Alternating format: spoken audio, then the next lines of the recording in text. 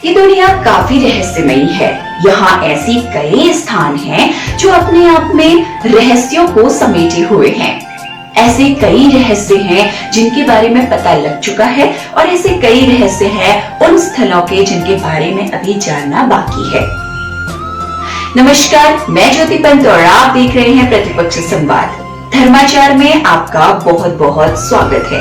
आज धर्माचार में हम बात करने जा रहे हैं एक ऐसे स्थल की जिसका उल्लेख स्कंद पुराण में मिलता है, जो कई शताब्दियों से इस धरती पर है और अपने आप में कई राज छिपाए हुए है।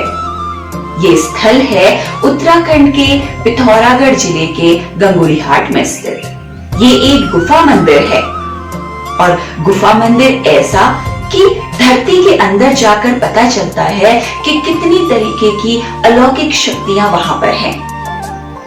ये मंदिर है पाताल भुवनेश्वर गुफा मंदिर।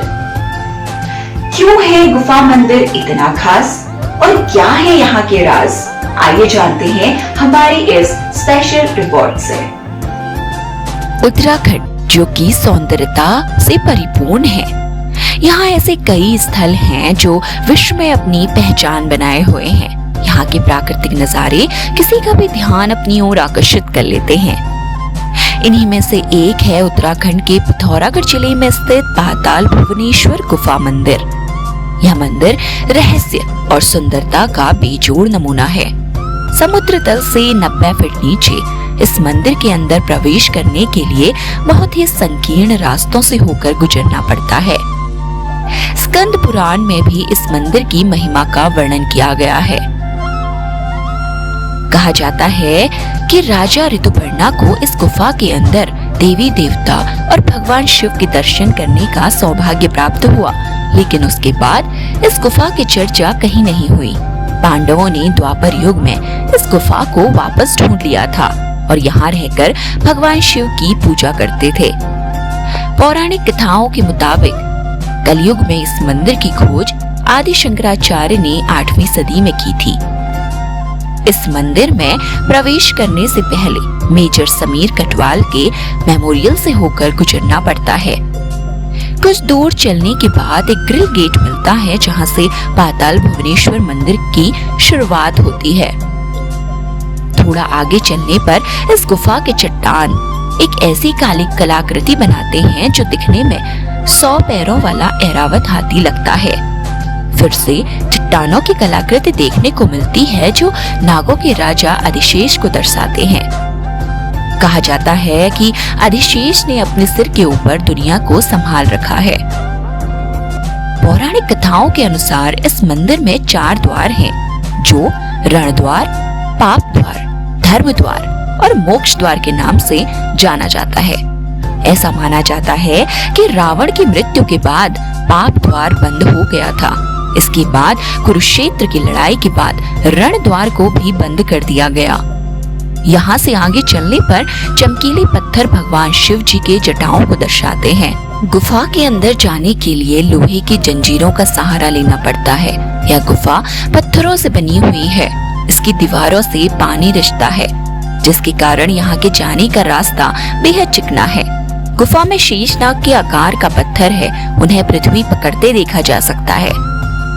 इस गुफा की सबसे खास बात यह है कि यहाँ एक शिवलिंग है जो लगातार बढ़ रहा है। यहाँ शिवलिंग को लेकर यह मान्यता है कि जब यह शिवलिंग गुफा की छत को छू लेगा तो दुनिया खत्म हो जाएगी। इन मंदिरों का निर्माण 12वीं शताब्दी में चंद और गद्यूरी राजाओं के शासनकाल में किया गया था।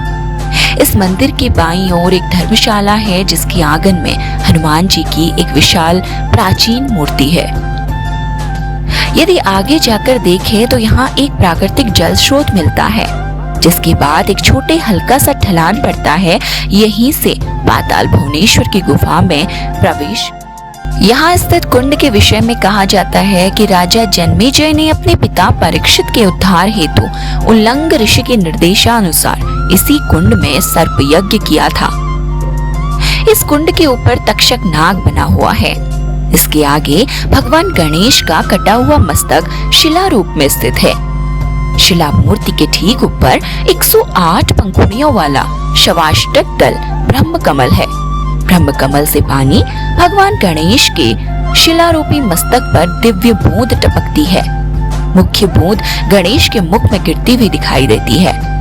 ऐसा माना जाता है कि भगवान शिव द्वारा इसे स्थापित किया गया था। मोक्ष द्वार के आगे विशाल मैदान के मध्य भाग में पुष्पों और गुच्छों से निर्मित पारिजात वृक्ष है। कहा जाता है कि द्वापर युग भगवान कृष्ण इसे देवराज इंद्र की अमरावतीपुरी से मृत्युलोक में लाए थे। इसके आगे जाने पर कदलीवन नामक मार्ग है।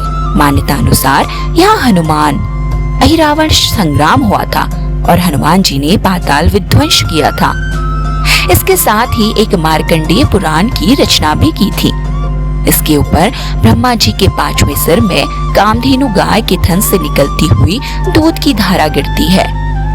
इस स्थान पर पितरों का तर्पण किया जाता है।